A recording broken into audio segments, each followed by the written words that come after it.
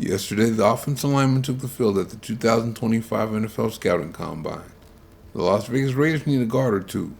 A couple of big, strong, athletic freaks would be nice. Well, that would be nice for a lot of teams.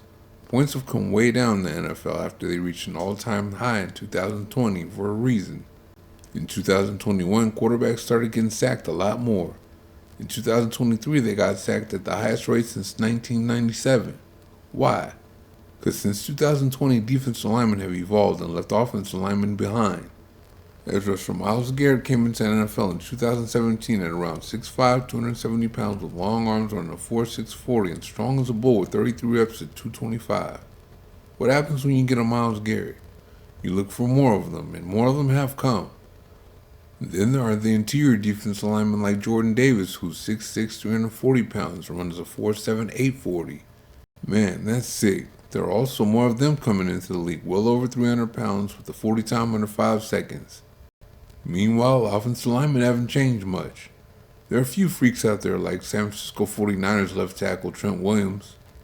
The Las Vegas Raiders have one of them in Colton Miller. They're both around 320 pounds and run 40 under 5 seconds. The Raiders need guards though, and you know what? Freak athlete interior offensive linemen are starting to come into the league. On day one of the combine this year, 4 300-pound interior defensive linemen ran their 40 under 5 seconds, and 2 of them were well over 300 pounds. Then yesterday, 3 300-pound interior offensive linemen well over 300 pounds ran their 40 under 5 seconds. One of them was Georgia center Jared Wilson, whose 4.84 was the fastest of the offensive linemen, and the other 2 were guards. They all had those all-important 1-7-10 splits too. So what does the 40 have to do with anything? The 10 is actually more important for linemen for playing football, but their 40 shows their ability to accelerate their mass, and accelerating your mass is what football is all about. That's why there's a correlation between the freak athlete defensive lineman that came into the league, sacks going up, and points going down in the NFL. The Raiders have to combat that as they have guys like Chris Jones of the Kansas City Chiefs in their division. The problem in the NFL right now is a lot of guards that are athletic are too small and get bulled back into the backfield. Then a lot of the ones that are big and strong don't have the forward or lateral quickness to keep up with the freaks on defense. I understand they can't all be super freaks, but unless he's exceptional in other ways, I would only look at guys that were 320 and up in weight and in the 5'1s and down in the 40.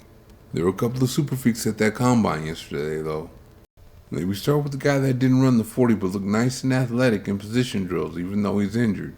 Donovan Jackson of Ohio State is a good candidate with his skill set. He has the power to move guys out of a gap and won't let you down in short yardage. He pulls well on powers and counters too. In the zone scheme, he does a good job of climbing up to the second level where he usually doesn't miss the guy he's supposed to block.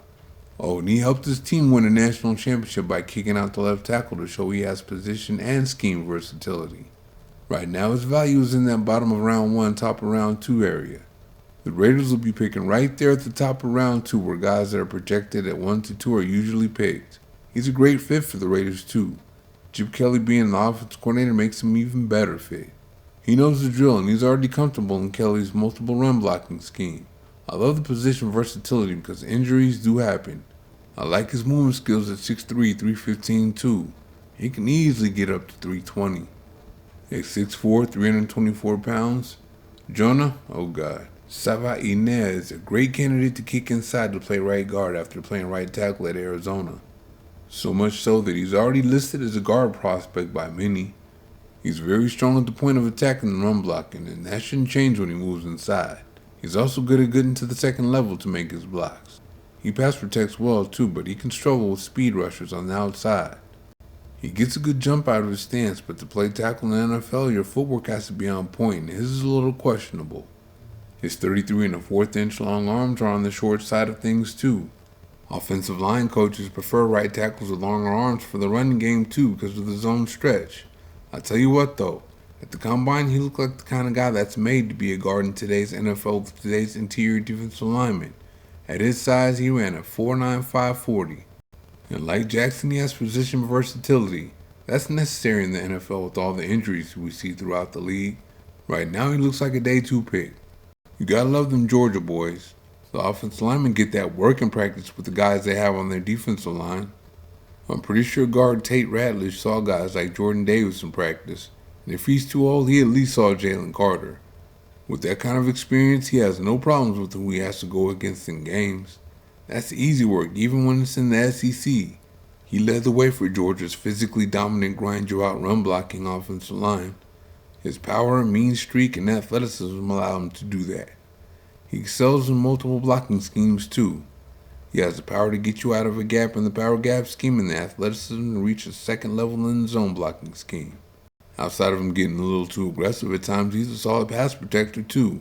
He's 6'6", and I thought he was bigger and heavier than the 308 pounds he was listed at the combine.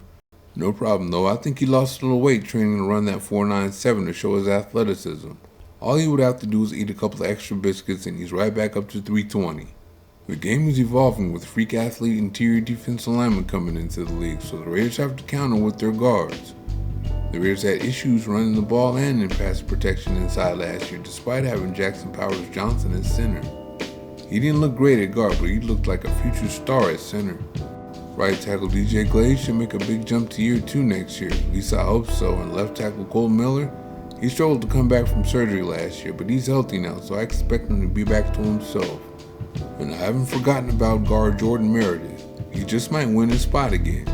Either way, with a couple of guards, the Raider offense just might be able to do something this coming year. Thank you for watching. See you next time.